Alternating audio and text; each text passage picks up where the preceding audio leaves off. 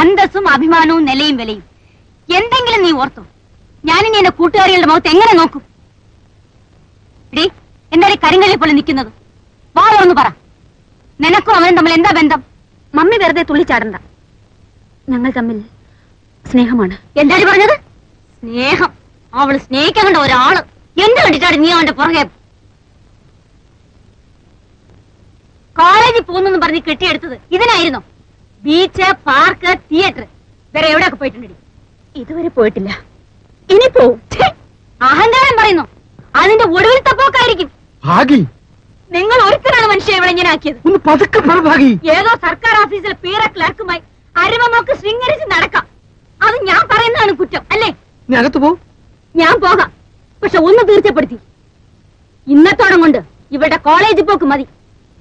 ഇനി പോയാലേ മോള് വയറ് വീർപ്പിച്ചോണ്ടായിരിക്കും തിരിച്ചു വരുന്നത്.